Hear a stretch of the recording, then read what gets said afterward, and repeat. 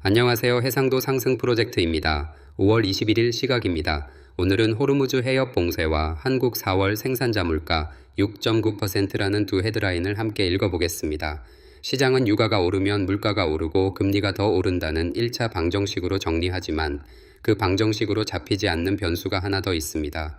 한국이 쓰는 에너지의 94%가 국경 밖에서 들어온다는 사실. 그리고 그 충격을 눌러온 미국의 비축 덮개가 40년 만에 최저라는 점입니다. 표면적으로 보면 흐름은 단순합니다. 중동 전쟁이 길어지면 유가가 오르고 유가가 오르면 인플레이션이 잡히지 않으며 금리가 한 번 더 오른다는 그림입니다. 호르무즈 봉쇄는 일시적 충격으로 분류되고 미국 비축유와 외교 협상이 풀어줄 변수로 다뤄집니다. 그런데 숫자는 다른 그림을 보여줍니다. 겉보기엔 일시적 인플레이션 같지만 실은 한국 산업 원가표를 한 단계 위에서 다시 쓰는 영구적 원가 재할당이 시작된 신호였습니다. 미국 국채 30년물 금리는 5.20%로 2007년 이후 19년 만의 가격이고 한국 4월 생산자 물가는 전월 대비 2.5% 외환 위기 이후 최고치였습니다. 한 달 만에 도매가가 한 해치 통상 인상폭을 찍은 셈입니다. 이 두 숫자가 같은 그림 안에 있다는 점이 오늘의 핵심입니다. 세부 품목을 보면 솔벤트는 한 달 만에 94.8% 올라 거의 2배로 점프했고 경유는 20.7% 상승했습니다. 도매 단계에서 이 정도 충격이 즉시 번지는 건 1차 방정식의 결과가 아니라 의존 구조의 결과입니다. 한국 에너지 수입 의존도가 94%이고 원유의 약 70%가 중동산이라는 사실이 그 구조의 정체입니다. 호르무즈는 세계 해상 원유의 16%, LNG의 23%가 지나가는 길목입니다.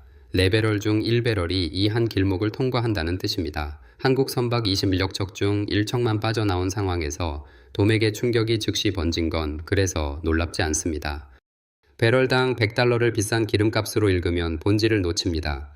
지금의 100달러는 미국이 4억 배럴짜리 비축유 덮개를 깔아둔 위에서 찍힌 숫자입니다. 진짜 가격은 그 덮개가 거친 뒤의 가격이고 시장이 보는 가격과 실제 수급이 보는 가격 사이에는 시차가 있습니다. 그래서 유가는 오늘의 수급보다 비축 잔량 나누기 봉쇄의 지속일이라는 비율로 읽어야 하는 잔량 신호에 가깝습니다.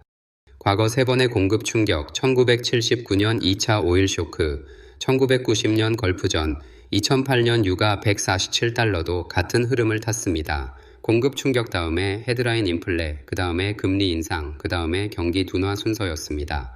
세 사이클의 결정적 차이는 비축유 잔량과 대체 항로의 두께였습니다. 2008년에는 미국 전략 비축유가 사상 최대였고 1979년에는 사우디 인겨 생산 능력이 그나마 남아 있었습니다. 지금은 미국 전략 비축유가 40년 만에 최저, 사우디 인겨 생산 능력도 통상 하루 700만 배럴에 한참 못 미칩니다.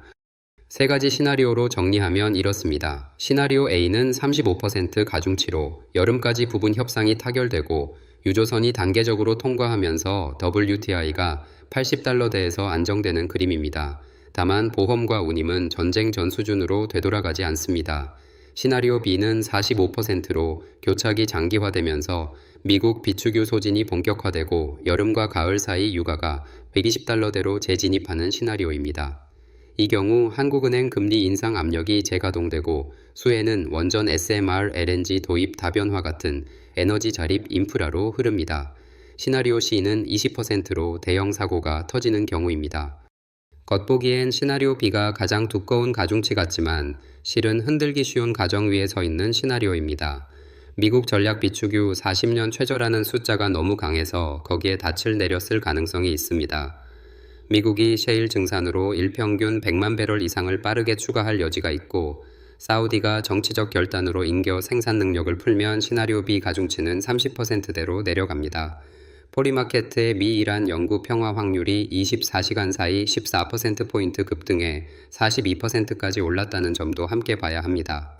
추적할 변수는 가격 헤드라인이 아닙니다. 미국 전략 비축유 주간 출하량, 사우디 인겨 생산 능력 변동, 호르무즈 1일 통항 척수 이 세 가지입니다. 이 세 숫자가 같은 방향으로 흔들리면 시나리오 가중치를 다시 조정해야 한다는 신호입니다. 겉보기엔 같은 유가 사이클 같지만 실은 받아낼 덮개의 잔량이 다른 사이클이었습니다. 흡수제가 얇아진 동시에 우회 항로의 가격 결정권이 베이징으로 넘어간 국면입니다. 이 차이를 놓치면 헤드라인 숫자만 보고 사이클을 잘못 읽게 됩니다.